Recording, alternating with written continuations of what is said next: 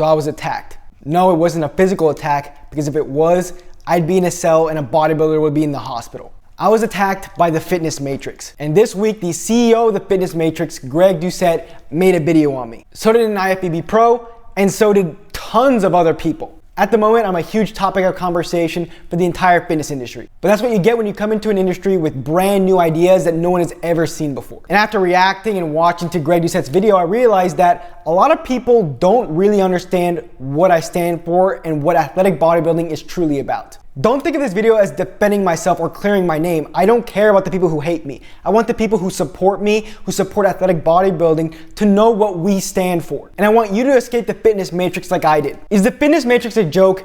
Kind of, but in reality, the Fitness Matrix is real and you need to escape. Greg Doucette's video is a representation of the entire bodybuilding community. An emotional mess. You can tell how emotional he is based on his eyes. You can see they're twinkly. You can also tell by the words he says that he's weak. He's weak from my message because he went into my message with a negative attitude. I've learned through martial arts about having a positive attitude towards things. When you have a positive attitude towards things, you get the best out of them. If you go into my content with a positive attitude, you always learn something. You can even tell how emotional Greg was because he didn't know I was educated. He's like, what does this guy study? What did he study? I studied exercise science. This guy just looks like your typical TikToker, about 20 years of age, hasn't studied anything, and just screams and shouts nonsense, hoping to get views. I personally think the guy just went to TikTok University. If you go look at the comment section of my shorts, you'll see anyone who doesn't like me doesn't critique what I have to say, but critiques what I said. Oh, this idiot bodybuilder, oh, this stupid bodybuilder. It's like, listen to what I actually had to say. When I called bodybuilders mentally ill, I was saying how bodybuilding for health, performance, and looks is not good, and athletic bodybuilding improves all three of those aspects, a subject I will touch on later in this video. But instead of learning from that and realizing, hey, he's actually right, bodybuilding doesn't improve all these three things, they get mad at the intro, and guess what? Their lives don't get better, they stay the loser that they are. As brutal as that sounds, we all know that's the truth. Losers focus on winners, winners focus on legacy. Greg is the embodiment of how the bodybuilding community looks at my content. With their heart and not their brain. I have never seen a 47-year-old man get so upset about a video about cardio and an opinion on what's better for long-term weight loss, nor a video about what kind of weightlifting will improve your life the most. At the end of the day, that's what those videos were about, but he doesn't have the intelligence in terms of the emotional intelligence to actually get past the negativity and actually learn from what I had to say. But I don't blame him because he talks about how young I am and how old he is. He's been doing bodybuilding for over 30 years, and then some kid comes in and actually is countering everything you stood for. I'm telling you how bodybuilding is not good for your life, how it's bad for your health, how it makes you look bad. I'm literally countering everything you stood for a superior lifestyle. If you want to get in the way of that, you do you and stay emotional. Your coaching uses bodybuilding principles to teach people how to get massive, which has no meaning. While mine uses strength and conditioning principles, which teaches people how to live a more attractive life centered around fitness. These bodybuilders don't stand for anything. Despite what you said in your emotional rant of a video, I don't say you give bad advice. You just don't give meaningful advice when compared to athletic bodybuilding. An IFBB Pro also called me out this week, and he proved a valuable message to all of us. Google University is real. If you search on Google, what does walking do to your appetite, you get two different answers that completely contradicate each other. So a bodybuilder's ideas and style of training is all dependent on what Google shows them first. This is the problem with bodybuilders who have not been to school yet. When you learn in university, you're given facts, you're given a variety of facts so you can formulate your own conclusion. That's why me and my brother think different than everybody else. But these bodybuilders act like Google is the superior source for their information. If this doesn't make you doubt Google, I don't know what else. Both of his videos were a sob story, but his first video was more of taking me out of context. The second video was about how the chest has 3 heads. Go open any anatomy book, any medical book that they use in hospitals, in med schools, the best med schools in the world, and they'll tell you there's 2 heads to the chest. But if you go to Google and go look at some bodybuilding forum, they'll tell you there's 3. This stupid bodybuilder doesn't know the anatomy of the chest. He's looking at 2 heads of the chest, all right? So let me give you guys a breakdown here. He's got 2 of them right, okay? There's 3 heads. Google it. Google it. While he went to Google University, I did undergrad and 2 years of grad school in this field. And using my textbooks that I use across the best universities in the world, they all say there's two heads of the chest, the clavicular and the sternal head. When physical therapists test the strength of the pec major, they do two tests, one for the clavicular head and one for the sternal head. What's better, what they use in the best med schools on the planet or what some idiot bodybuilder uses for their chest day? And then he starts talking about how the chest does extension. In an anatomical position, the chest does not do extension. But here's the key point here. These bodybuilders don't know the clinical nor practical, and when I say practical, I mean bodybuilding, application of what they say. Go try doing some lat pull downs for your chest and see if it grows. The only time the chest ever extends your shoulder is when you're doing rock climbing. So the stars have to align for your chest to ever extend. And every anatomy book doesn't list that as an action because in an anatomical position, it cannot extend your shoulder. Bodybuilders can't apply what they learned in the weight room because they were not presented all the information. They only get the information that they choose from their Google University degree. But my brother and I, especially my brother, because he was about to be a physical therapy student, he literally learned all the physical therapy knowledge, but 1 year out, the fitness matrix attacked him and gave him a choice between his YouTube channel and physical therapy, knows how to clinically and practically apply bodybuilding exercise science knowledge. You don't beat that, but fitness culture, the fitness matrix has tricked you into believing, yes, this guy took steroids, I'm gonna just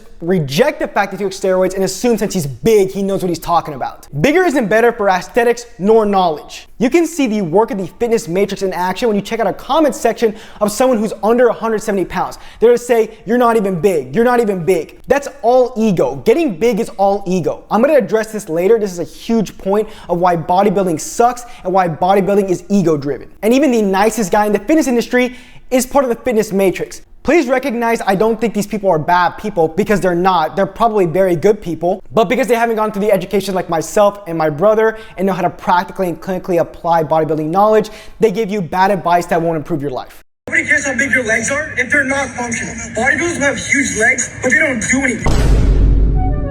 Everyone's entitled to their opinion, but I have a question. These cyclists have very large legs.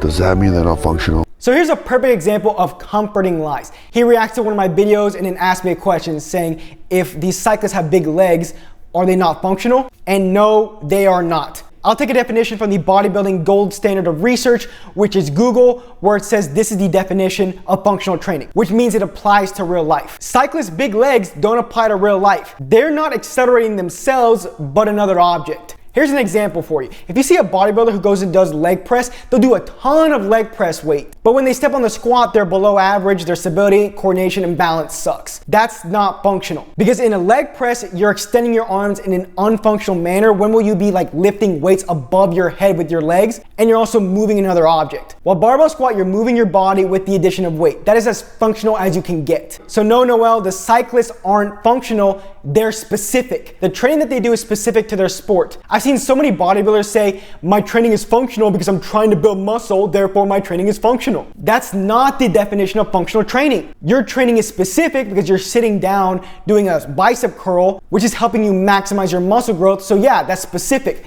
but it's not functional. They twist the words to make it look like bodybuilders are functional. They're not. I don't care if you're into functional fitness, CrossFit, or bodybuilding. No division is better than the other. Don't let others decide your goals and what makes you happy. This is the definition of a comforting lie. He tells you there's no superior way of training when there is, and that's called athletic bodybuilding. Bodybuilding hurts your health, performance, and looks. I have addressed this multiple times with research and data that backs this up, while athletic bodybuilding improves all three of those things. So one isn't superior than the other. Ultimately, the choice is to the individual. People with ego choose bodybuilding, people without ego choose athletic bodybuilding. Again, I'll touch on this later. It's pretty crazy how people love the comforting lies now. Would you rather hear the comforting lies or the harsh truth? It seems pretty obvious, but most people choose the comforting lies. And that's what a video like this gives you. I will give you the harsh truth that there is a superior way of training and that these cyclist legs aren't functional, while this other bodybuilder will comfort you with lies. Do you think it's a coincidence that all three of the people that I mentioned have taken steroids? It's really not, because bodybuilding comes from ego. That's why you see in the comment section, you're not even big.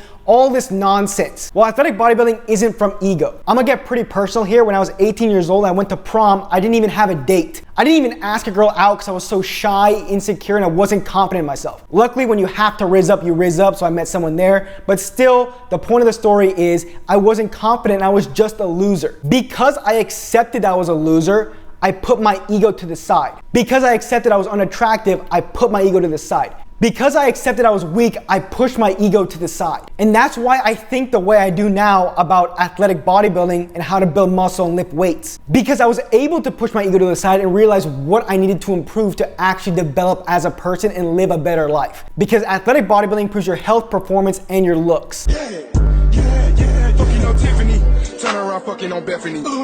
Cause I keep a strap, but no, I do not keep no dive with me. I said this once before, and I'll say it again. We don't do it for you. This is an example of not being able to push your ego to the side. I was able to admit, hey, I want to look muscular and be strong and be confident to pull girls. I want those things. I want to have a lot of girls around me. I want to be attractive to women. I want guys to respect me because how strong I am. But bodybuilders will tell you that this guy is negative and all this stuff when the harsh truth comes off as negative at first, but in fact, it's what's going to help your life the most.